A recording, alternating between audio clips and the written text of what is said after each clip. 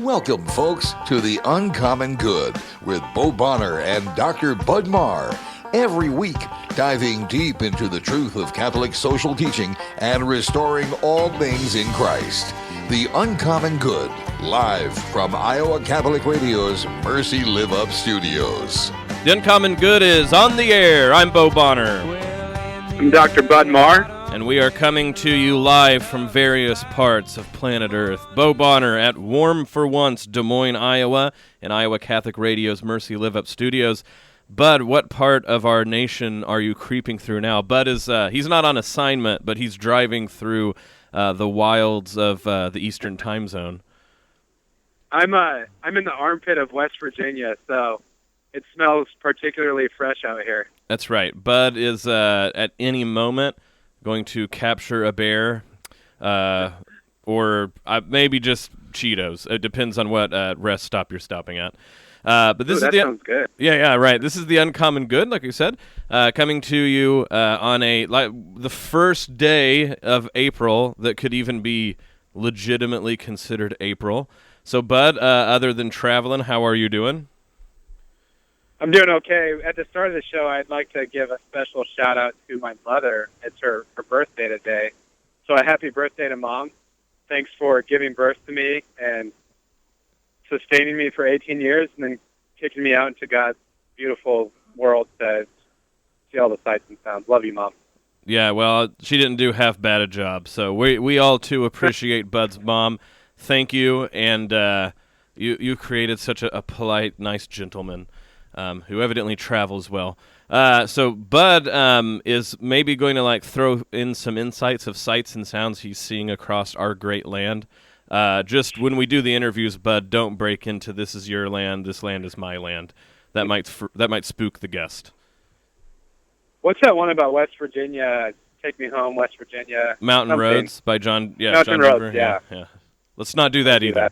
Okay. Part of the reason is because I think John Denver's extended family is really will charge us quite a bit for using the song. That's all I'm worried about. Iowa Catholic Radio gets this $10,000 invoice next week. You guys Bud didn't even sing it that well. Yeah, that's right. It's we upcharge it if you butcher the song. Well, we're not brought to you by John Denver or West Virginia. We are brought to you, however, as always, by Cartridge World. Cartridge World over 801 73rd Street in Windsor Heights. If you needed to print the lyrics of John Denver songs, because they all really blend together. I know that's mean, but it's true. Well, Cartridge World would be your place to print off whatever lyrics you might need. Yeah, it's fun to think about both the show and Cartridge World being one of our underwriters. I always am thinking ahead, what's the next thing that needs to be printed? So a few weeks back, it was Valentine's Day cards. Then it was NCAA brackets. I don't know what the next big print job is down the road. I think that people in Des Moines at least are just going to be so happy that it's springtime weather. They might print the high today that's actually in the 60s. So, but yeah. So, something else is coming up. Maybe it's the NBA playoffs. Also, as always, brought to you by Mercy College of Health Sciences. I want to thank everybody who made it last week for our Faith and Healing series. But we're getting ready to end the semester. Graduation is just in a few weeks. It's always crazy to think about that. But that means that the summer semester's always started. Mercy goes all year round. So there's all sorts of benefits to thinking about going to Mercy College. There's no wait list. We have RN to BSN, healthcare administration, health information management, all online. An accelerated BSN that gets you into the workforce very quickly. 12-month program, especially for students with previous BA. So there's all sorts of things you can do, and just because fall is a long way away doesn't mean that you can't start up a degree at Mercy College here, like I said, only in a few weeks.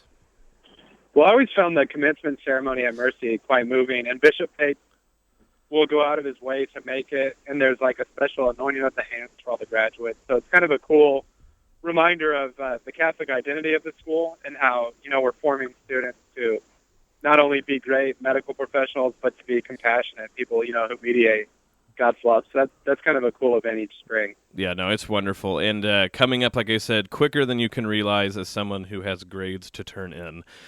Today on the show, we have a very special guest, Dr. William Cavanaugh.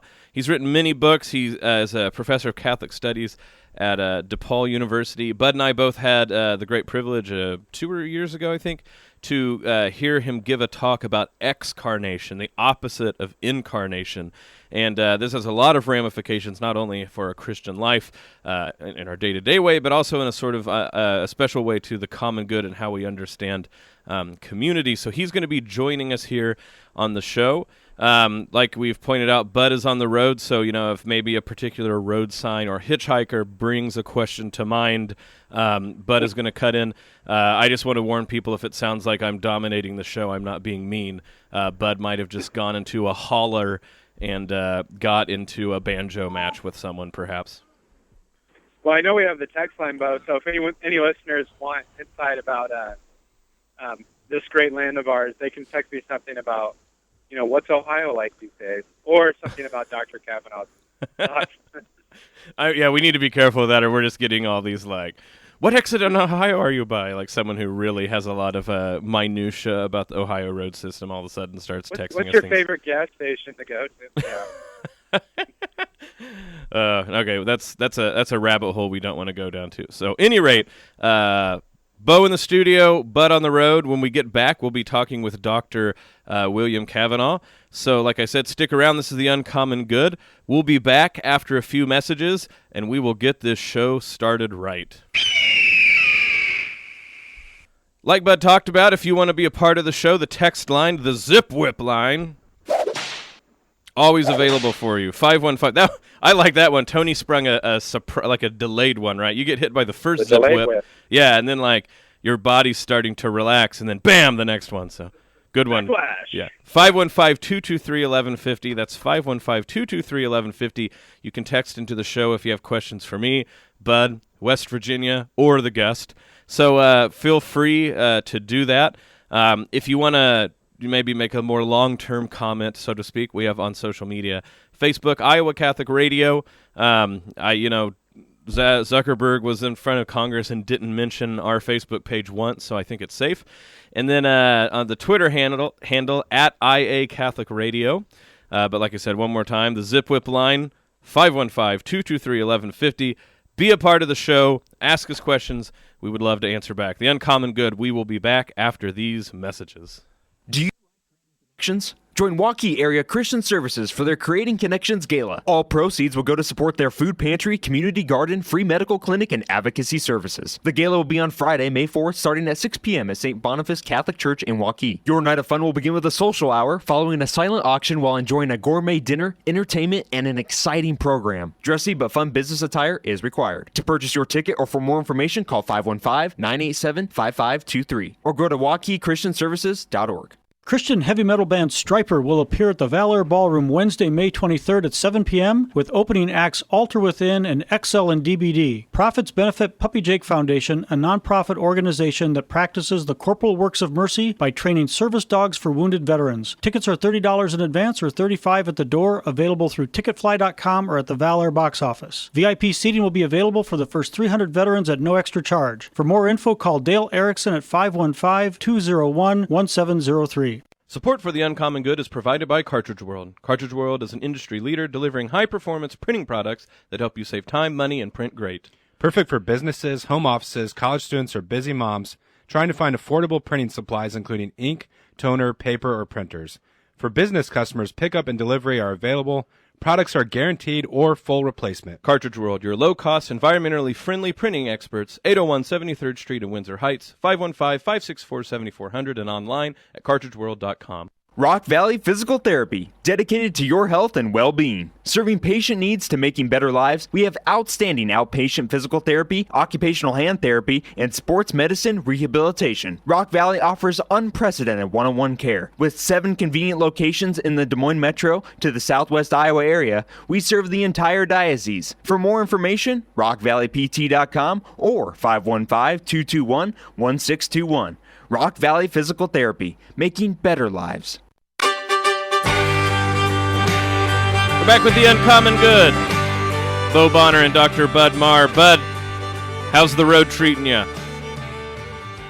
I'm not allowed to comment on Rachel's driving, so I better refrain. Okay, well, good. That means you're safe. But it's it's sunny out here, weather-wise. There you go. That's good.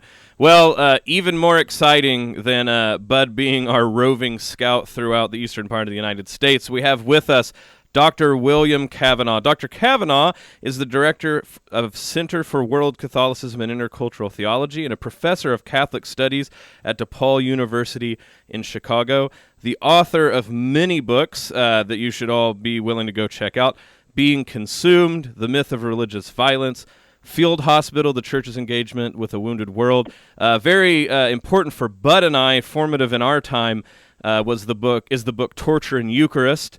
I still remember reading that the first time and it making a big impact on my theological studies.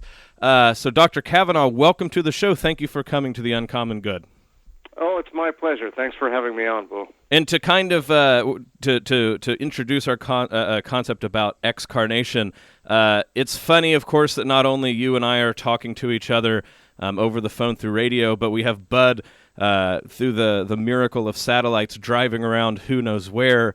The modern world, technological-wise, is a nearly magical, that people from all over the place can talk to each other, but it also presents some challenges that directly speak to us as Christians. So when we say excarnation as opposed to incarnation, what do our listeners, what's the first thing they need to hear in order to start wrapping their minds around this term?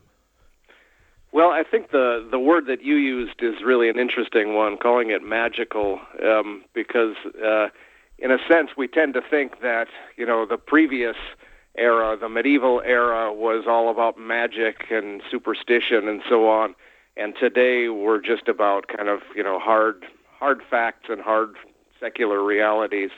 But I think there really is something kind of magical, both in the positive and negative senses, of the world that we live in today. And one of the so I suppose we can mention the positives are things like us being able to communicate across the distances here, and I think that's really important to point out. But there's also a sense in which we've been kind of removed from our bodies and removed from physical reality, and it leads to all kinds of magical thinking and magical behaviors that aren't necessarily productive or wholesome. And I think the way we treat consumer objects, for example, is that there tends to be a kind of aura of magic around material objects that we wouldn't have found in earlier eras. And we tend to think of ours as a kind of materialistic era, but in a lot of ways we're kind of much farther removed from the material because we don't make what we have, we buy what we have, and we fantasize about what we have, and that kind of removes us from material reality. Yeah, to give an example, like I said, just for bringing up this sort of context about you and the books that I read of you, I was able to read books at the behest of, like I said, Stanley Hauerwas, who your work was highly regarded, of course, by him. Read your book, Torture and Eucharist. This had to be like 2003. I don't physically meet you in the flesh until 2016. And in between that time, of course, there's things like articles that I can read by you. You have a web presence, all these things like this. And it's funny because we live in a world where that's totally normal, where I walk up to you for the first time, as we say, in the flesh, and act like I somehow know you, right? Person I've never met my entire life, but have had this magical, like we said, interaction. And of course, this is sort of great, right? I get to meet Dr. William Cavanaugh, who I've read these books. But if we start extrapolating that and multiplying it about all the ways that we do this, it's really kind of a very strange thing that we just accept as a very obvious feature of the modern world. And I wonder, when you speak with students, is that sort of like the fog of that normalcy that you have to shake them through, right? That it's not normal to think you know someone that you've never, ever met in person. Yeah, and I mean, there's something wonderful about that as well, the kind of, feeling that you're interconnected with people all over the world, and there's something very Catholic about that, the kind of universality of the Catholic Church. But but much more detrimental is the idea that that you kind of know everybody. I mean, there's a certain, amongst my students, I find this tremendous confidence that they can identify with anybody in the world, and so we can read a book about Guatemalan peasant women, and they feel like they're on the side of the Guatemalan peasant woman, and just feel this instant ability to kind of drop into her context and understand what she's doing. And that leads to this sort of, we're constantly in universities telling our students to go out and change the world. And sometimes I think that we have this kind of overconfidence that we understand the world and we can go out and fix it. And oftentimes that's detrimental. I oftentimes tell my students that the world has had enough of well-meaning Americans trying to change it, and that there's something dangerous about this. Dr. Cavanaugh, this is Bud, and I don't want to jump ahead in the conversation too far, but thinking about some of these challenges that you and Bo have raised, I think one thing that's tough for me to think through is that it feels like when we talk about some of these challenges that the answer would be just to reject it all. But that's not really an easy thing to pull off. Like, we don't have this kind of space in the world where we can extract ourselves from, the kind of shortcomings that we see in our culture. With your students, what are some of the resources in the Christian tradition that you point them to have like a more incarnational life or experience of the faith? Sure. Well, I think you're absolutely right, buddy. There's no point in heading for the hills and trying to reject the modern world. I mean, in some ways, the Catholic Church tried that, from the kind of late 19th century into the 20th, is to adopt this kind of anti-world stance, and there's no point to that, and it tends to be kind of defeatist. And it tends to kind of go against the whole idea of incarnation, that God loves the material and God loves the world and wants us to be out in it.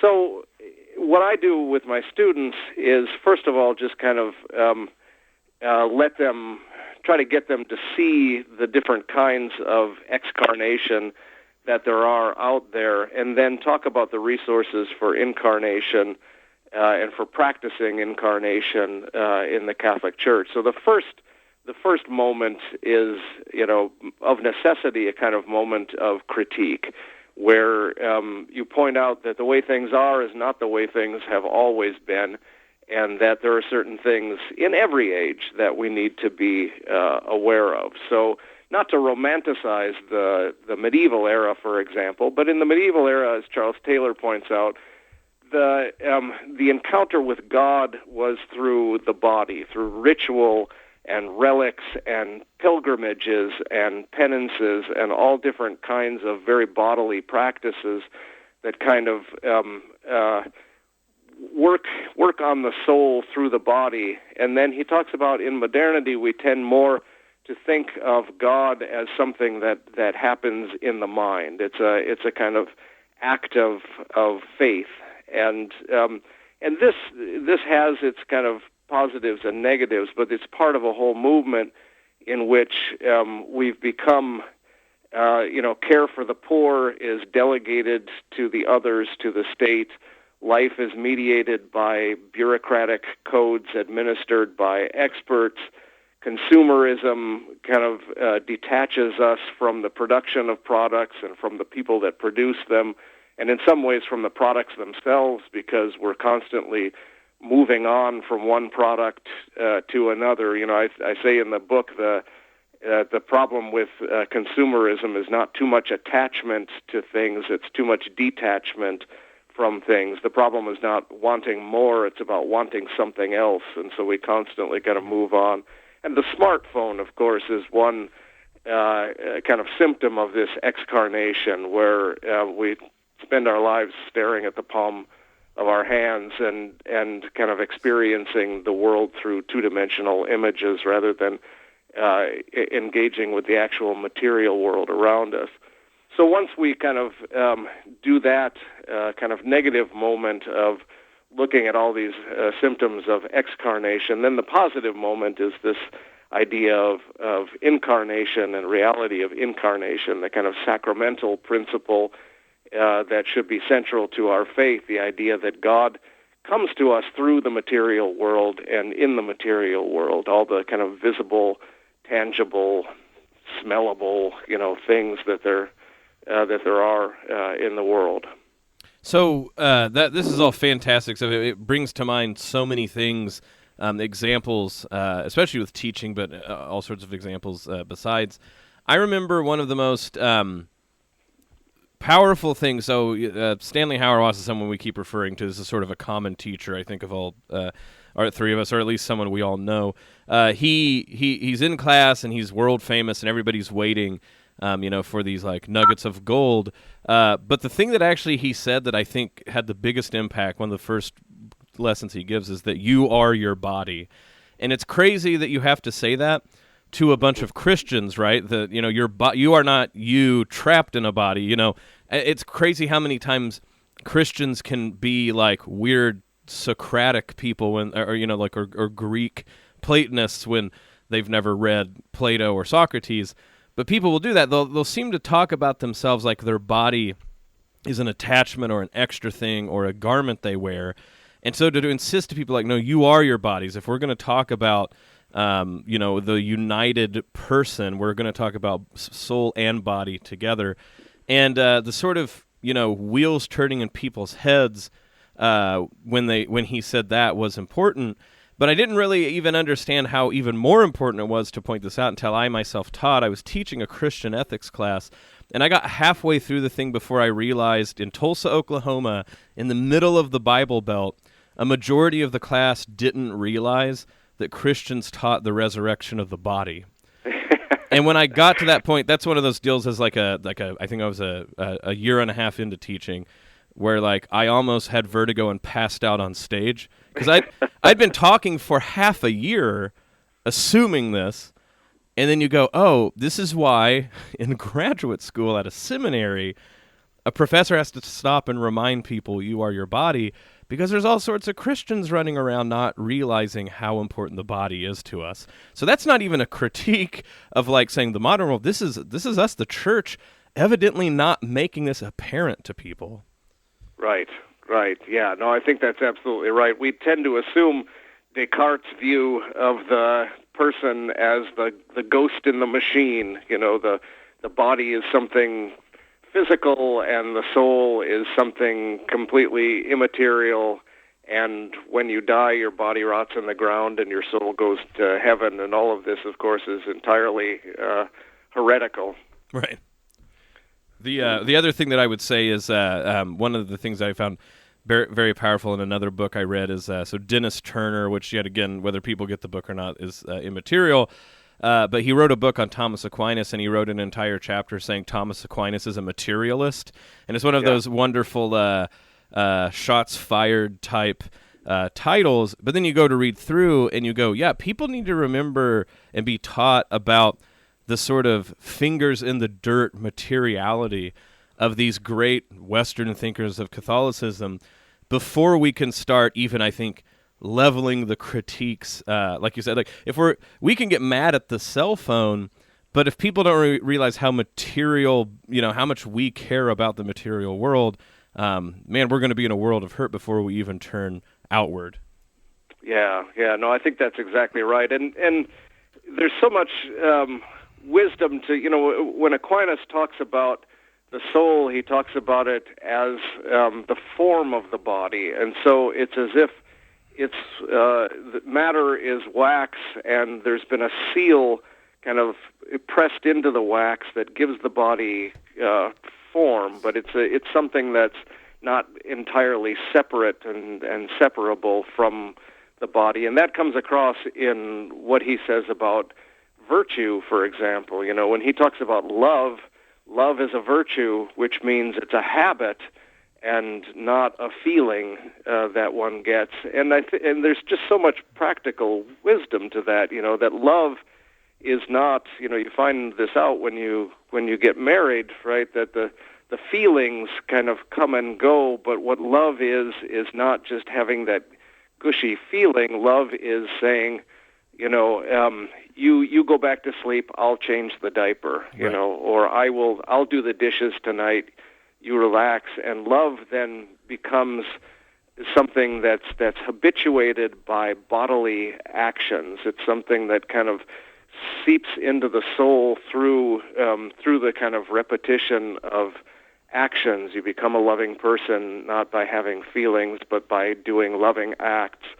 And I think that's just true. That's the way people actually operate, and we've been sold a bill of goods that tells us that love is something else. Love is a feeling. Yeah, that's you know. Oh, go ahead, bud. I came into the Catholic Church later in life, in my late 20s, but from what I've read, it seems like in recent decades that there was kind of this push, even by church leaders, to say, like, we want things like penance to be authentic. And so they sort of took away the planks that people had taken for granted with the practice of the faith. I don't know, with recovering some of these things, is it too simplistic to say, like, if we're going to have a faith that involves action, like even a simple step like pressing again for Catholics to refrain from eating flesh meat on Fridays, that can be a way where people start to just habituate themselves to this idea that they're called to a different way of life in the world. Yeah, no, I think that's exactly right.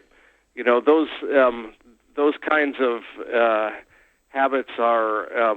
Mary Douglas has an interesting article about that, where she talks about once the Bog Irish who had emigrated to England stopped observing these kind of Lenten observances, they lost their faith. It wasn't the other way around, that it's the faith is another one of these virtues, which is a habit, and it's not just a kind of idea that's going on in your head. It's something that's actually practiced in these very mundane things.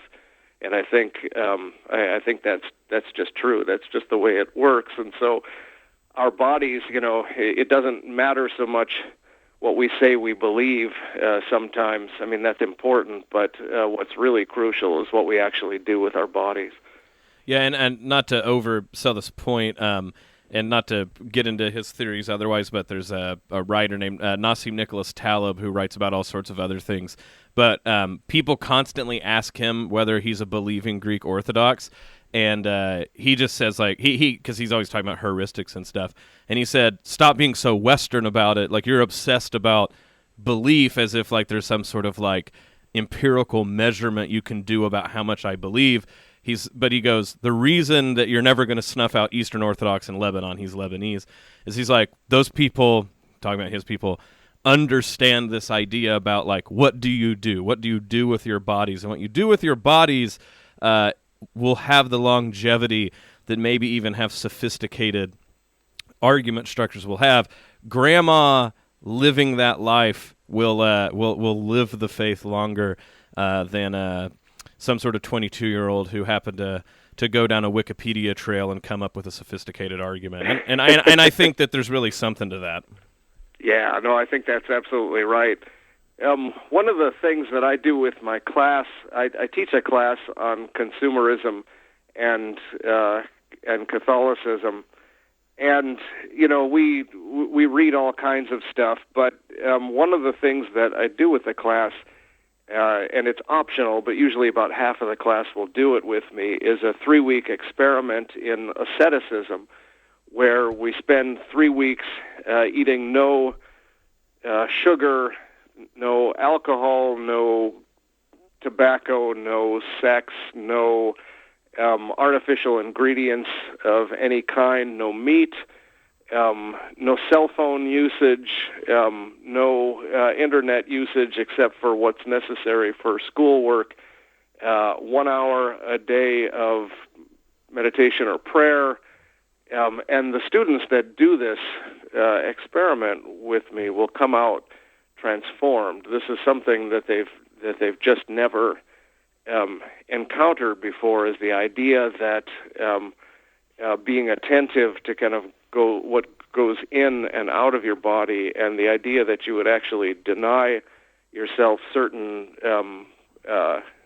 legitimate pleasures and some illegitimate ones, I suppose, too, in order to kind of discipline the body and discipline the soul through the body. I mean, this is transformative for a lot. I had one woman who said, she hadn't heard birds chirp in years because she walks around with her earbuds in, and Wow. this was a kind of re-encounter with the material world, and that, I think, it has much more effect than anything we can say or read. Well, discipline-wise, this is all great, but we have to abide by the discipline of breaks. So we're going to take a break real quick, and when we get back, Dr. Cavanaugh, we'll dive more deeply into this. This has been fantastic. This is The Uncommon Good. We'll be back after these messages.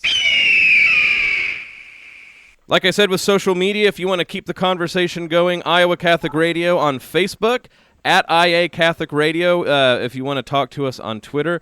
We also have our bi-weekly e-newsletter. Like I said, not a big deal, sent every Wednesday, complete, easy-to-navigate source. We're not going to bombard your inbox, but you can keep track of what's going on with Iowa Catholic Radio. Everything from the Spring Carathon that we just finished up a few weeks ago, the Ladies' Mosaic Luncheons, Christ Our Life Conference, all of the big news that's coming on. And then I think even, Jeb's out is it Las Vegas, Tony? Yeah, so maybe he has some pictures to share with us, some blackjack ideas that he can share with us. So this is The Uncommon Good. We'll be back after these messages. Rock Valley Physical Therapy, dedicated to your health and well-being. Serving patient needs to making better lives, we have outstanding outpatient physical therapy, occupational hand therapy, and sports medicine rehabilitation. Rock Valley offers unprecedented one-on-one care. With 7 convenient locations in the Des Moines Metro to the Southwest Iowa area, we serve the entire diocese. For more information, rockvalleypt.com or 515-221-1621. Rock Valley Physical Therapy, making better lives. It's Garage Month at the Easy Living Store. You can get everything you need for your Saturday garage project, from do-it-yourself LE hooks and grids from Organized Living to a more affordable cabinet line from Ultimate Storage. If it's time to call in help, an Easy Living Store Design Pro will come out for a free consultation. They'll show you how to make the most of your garage. Easy Living can also help you clean out your car with a car care kit for your Beam Central vacuum. The Easy Living Store, 104th Street across from CarMax, just north of Hickman. 515-276-5040. Support for The Uncommon Good is provided by Cartridge World. Cartridge World is an industry leader delivering high-performance printing products that help you save time, money, and print great. Perfect for businesses, home offices, college students, or busy moms trying to find affordable printing supplies, including ink, toner, paper, or printers. For business customers, pickup and delivery are available. Products are guaranteed or full replacement. Cartridge World, your low-cost, environmentally friendly printing experts, 801 73rd Street in Windsor Heights, 515-564-7400, and online at cartridgeworld.com.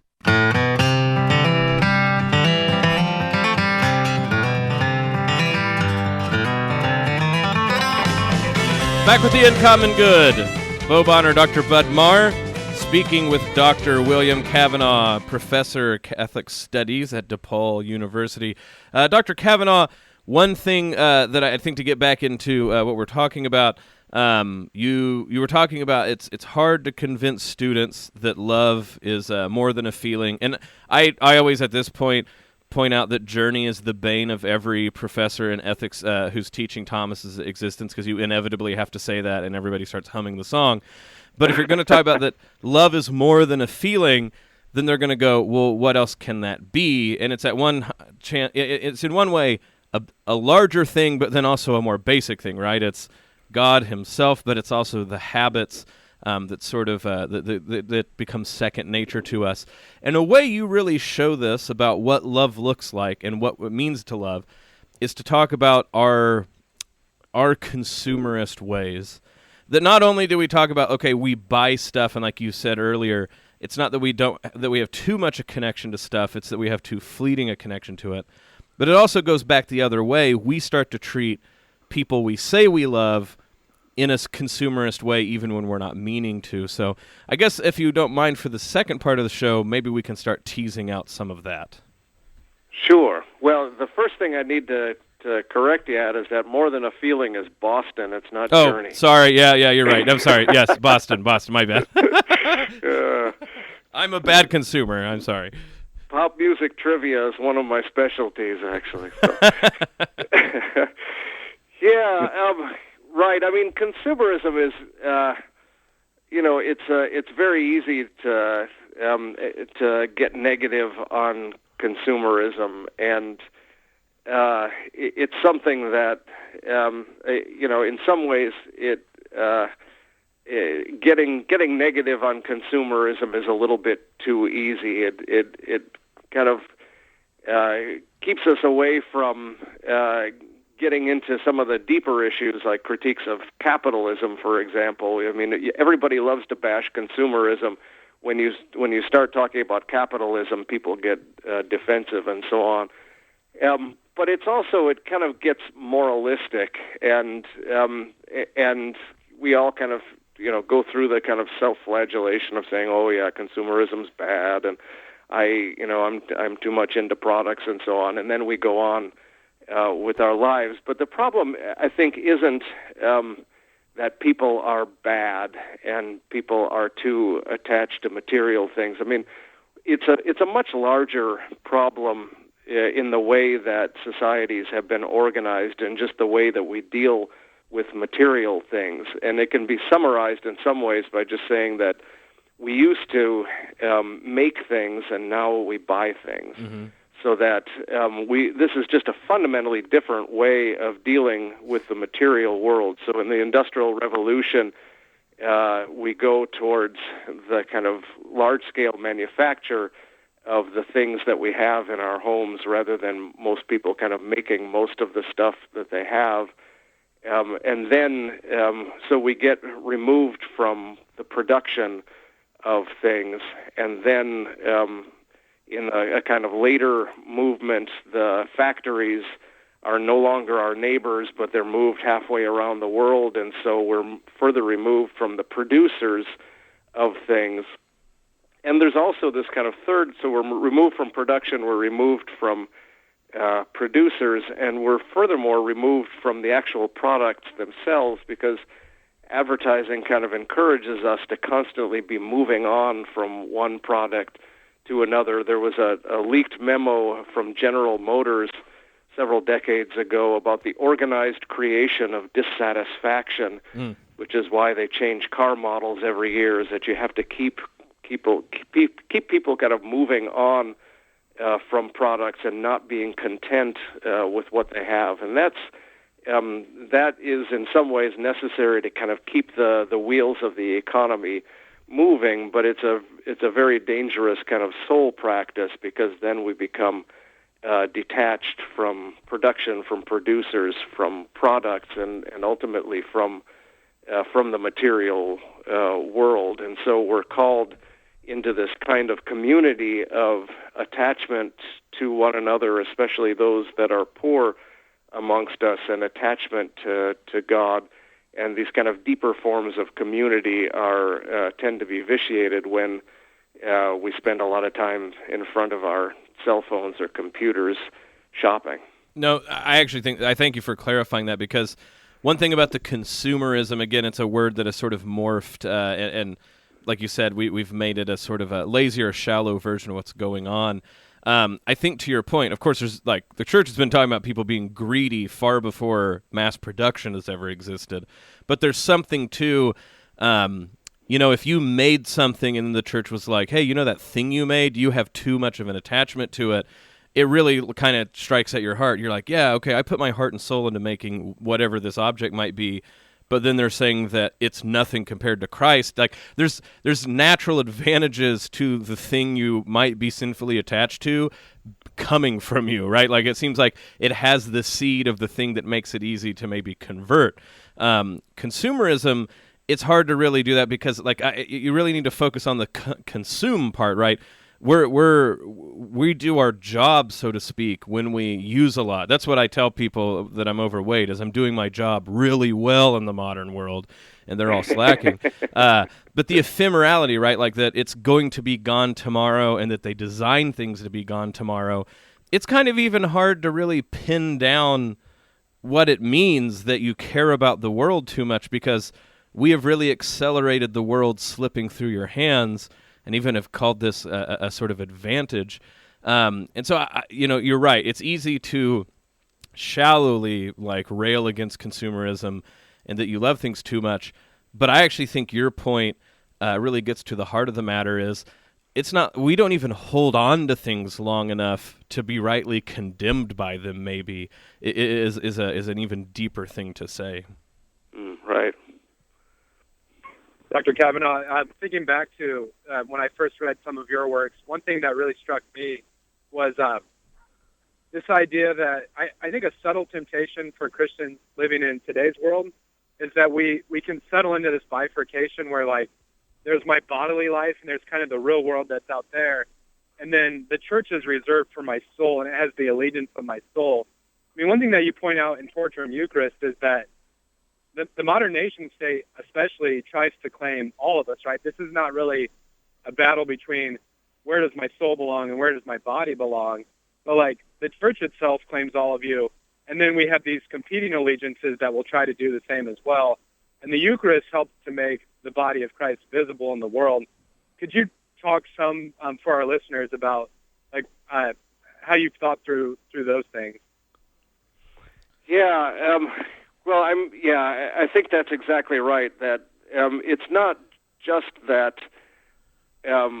this bifurcation of body and soul is unhelpful.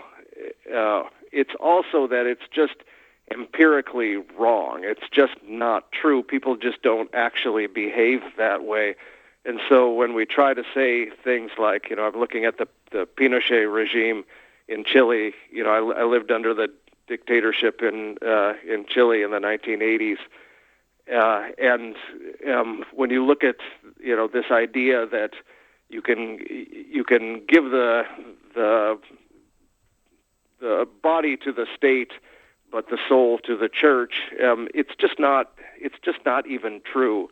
It's not only a bad idea, but it doesn't even work that way. That the state will want your soul as well, because the body and the soul always go together in that way. And so you've got to find these other kinds of practices. So I contrast torture with Eucharist. Torture, the kind of splitting up and atomizing of the body politic, and Eucharist, the kind of practices that bring people back together. So when I was living there, the Catholic Church was really the only place that people could gather and organize, and it became the kind of center of resistance to the military regime that was trying to kind of break up and atomize the body politic. And so being attentive to those kinds of practices, I think, is really central to the whole idea of incarnation.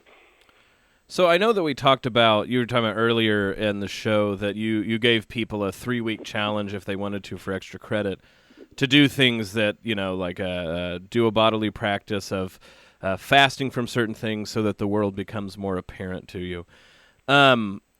What I find interesting, and I would love to hear you talk about, is I've tried to point this out to people, and they go oh yeah, I love meditation. Meditation is really great. You give your mind the old spit polish, but there's nothing there. This is just sort of like a materialist trick you do, so then you can have, you can make better business decisions. You go on, and you're like, oh, well, what about the rituals of the church? And they go, oh yeah, that's great. People got to believe in something, but there's always one more answer that they have about how religion is a shell game, or any of these concerns are a shell game. And that's maybe the most nefarious version of this. I've also heard students who really want to believe, but this just seems beyond foreign to them. And I think it's obvious what you've said before in the radio show, why they might be to that point. But when we reach people that seem to hit walls like that, is there any practical advice you say that we can talk to them about or demonstrate to them to move forward, besides prayer and fasting for them? Right. I'm not sure there's an easy answer to that, but it seems to me that if you're going to attract students, young people, old people too, to this way of life, to the Catholic way of life, that it's got to be more than just kind of a way of life. There has to be the idea that there's something behind it, and that God is actually there. But the only way, it seems to me, that you can really give people that sense is through beauty. Maybe not the only way. That's probably a little bit too strong a statement. But probably the most important way that people become attracted to God is being attracted to the beauty of God, and being attracted kind of bodily with their senses in that way, and being drawn in. I think that's part of the logic of the Incarnation, that God does not kind of remain this, abstract something that is, or someone who is not part of the universe, but also kind of takes on physical form in this very compelling figure of Jesus of Nazareth, who is both divine and human at the same time, and thereby kind of serves as this portal into another world. And that the whole idea that we encounter God in the material world is just a kind of outworking of that idea. And so you have to appeal to people, I think, through art and music and literature and practice and encounter with suffering in a lot of ways as well. That you encounter God in the wounds of others, and I think there's just no substitute for that. It can always be reduced to mere aesthetics. It can always be reduced to mere social work or mere do-gooding. But I think if people have a real serious encounter with suffering in kind of face-to-face contact with people who suffer, and that is then put in the light of Christ, that's probably our best hope. One of the things that I have a class where on immigrant Catholicism in Chicago, and we go out and we visit a Polish Catholic church and a Chinese Catholic church and an African American Catholic church and Irish and Mexican and so on. And just the actual pilgrimage, the actual kind of walking out amongst these different communities, encountering the kind of work that people are doing, and then walking into the churches that these communities have built and seeing the beauty. I love listening to my students as they walk into Holy Trinity Church in Chicago and gasp as they walk in and just see this riot of Baroque splendor in this Polish church. There's something there that I think goes beyond any kind of argument, any kind of readings that one can do. But people begin to have they can only have a sense that there's something beyond this world when they've encountered art that kind of opens up this portal into another world. Maybe, again, only, I suppose, is a little bit too strong. But it's one of the ways, and one of the, I think, principal ways that we ought to be thinking about these questions of how to show God to people. Well, bringing that point back to what you were saying about Chile, I think sometimes, like, living under, like, the Pinochet regime, maybe the competing allegiances stand out in greater relief. But one thing that's been helpful for me to kind of come to see is, like, this takes place in all sorts of ways, sometimes in more subtle ways. So in our own culture, something like the modern shopping mall, that has its own kind of liturgy that, again, it's incorporating your soul and body into a certain way of life. And so I don't know, I just feel like as humans, like to say, like, I'm spiritual but not religious, like, these questions are sort of unavoidable. We're gonna mark time. We're gonna participate in liturgies. And for our students sometimes at Mercy, it was like this idea that you wouldn't shop on Black Friday. That's become almost more of like a sin or a faux pas than other sort of like historical things that were marked as sin. I don't know. Do you think that, Dr. Cavanaugh, that's like too simplistic of an explanation? I just feel like we're liturgical creatures, and there's sort of no way to avoid participating in some way of shaping our lives together like that. Yeah, I don't think that's too simplistic at all. In fact, I'm giving a talk in a few weeks called "There's No Such Thing as Atheism," and it's kind of a play on Chris Hedges. I love the title of Chris Hedges' book, "I Don't Believe in Atheists." And nice. And the idea there is precisely that everybody worships something. You know, I've never actually, I haven't ever seen any credible evidence for the existence of atheists. You know, because everybody worships something. Everybody has these kind of rituals. Everybody is looking for transcendence in one way or another, and the only real question is whether or not you found a true God or a false God. But I think that's really helpful too. Jamie Smith has this wonderful description in his Cultural Liturgies series where he describes people going to this sacred place and encounter, you know, and describes what the space is, and only, you know, a couple pages into this do you realize he's talking about a shopping mall and not a cathedral. But he does it in this really masterful way, and I use that with my students sometimes, and they oftentimes can't quite figure it out until the very end, when he kind of reveals that what he's talking about is the shopping mall and not the cathedral. But I think it's if you give people a way of seeing that they're already worshiping, then they you know, it's like Chesterton said, he said something to the effect of, once you stop believing in God, you'll believe in anything, and I think that's probably true. Oh, this has been a fantastic talk. I think about that in league with what you were saying with the immigrant Catholicism communities, and the last sort of parting thing I would say that to take in account is so many of us, and I'll be pointed in this, especially people who the census would mark white, how about it, or Caucasian, will act like everybody else has a culture, but we kind of have this neutral one, you know, and we float through life as neutral observers, and then, you know, everybody else has communities, and we appropriate them or not. And one of the things I think Bud and I have tried to press, I think directly learning from your book about a decade ago, is we try to point out to people there's not neutral territory, and that sort of like floating Gnostic neutral territory is, I think, what feeds into a lot of this. And I just want to, and if people still think that, like, you know, what we've said today is too hard to grasp, I really hope that they go to Amazon, William Cavanaugh, your Being Consumed book, your Field Hospital book, so many essays that you've written that I think really get to this. It's invaluable stuff. And Dr. Cavanaugh, we were so honored and happy to have you on the show. Thank you for coming on. Oh, you're very welcome. Thank you, Bo, and thanks, Bud.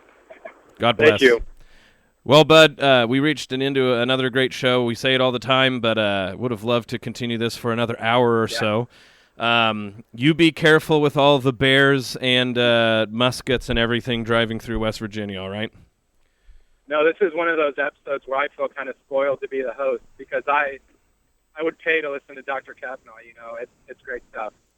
Well, this has been The Uncommon Good, and we want to thank you all for joining us. We will be back next Wednesday. Until then, keep celebrating this Easter season, and God bless. Here at Iowa Catholic Radio, we want to make sure that you know that we appreciate you not only as listeners, but part of our ministry. There are many ways to be a part of our ministry. Bud, what are some of the easy ways people can get plugged into Iowa Catholic Radio? So you could organize your day around the life of prayer that Iowa Catholic Radio helps to provide, with starting with the Bible in the Year at 5 a.m. That transitions right into the Rosary and the Angelus. The Rosary is prayed again at 9:30 right before our show, so a lot of ways to deepen your faith life. And like we've pointed out before, the radio station is not just the golden-voiced singing cherubs that you hear through the microphones. It's not only the genius brainiacs operating the boards or the foresighted, prudential people who run the business office. It is actually you. You are part of our ministry, and you do so through your prayers, through people who are so nice to us when we run into them at events, but also indeed indeed through your gifts and donations. If you like what you hear, beyond liking it, though, if you like the idea that God's message can be spread through Iowa Catholic Radio, we ask you and invite you to be a part of our mission by donating to us, and you can do that at iowacatholicradio.com. Coming up, more ways to engage. April 12th, we have another Ladies Mosaic Luncheon. Is that today? Oh, tomorrow. That's tomorrow. And then May 8th, we have another Man Up Des Moines Catholic Fellowship Group coming up. May 12th, we have Mary's Meals, Walk, Run. Probably not doing that one, Bud, but healthier people can do that. And it is always, like I said, go online, Iowa Catholic Radio on Facebook, at IA Catholic Radio for Twitter. If you ever need us on the zip line, 515-223-1150. Good job, Tony. I was trying to sneak it past you. And, this is the Uncommon Good. Bud, take care and drive safe, okay, buddy? Okay, thanks. See you in a bit. This is the Uncommon Good. May Jesus Christ, the Prince of Peace, reign in our hearts and our families, our town, our city, state, nation, the entire world, the galaxy. This is the Uncommon Good. We'll talk to you next week. Uncommon Good with Bo Bonner and Bud Marr is heard every week on wonderful Catholic stations like this one, and anytime on podcast. Just search for the Uncommon Good.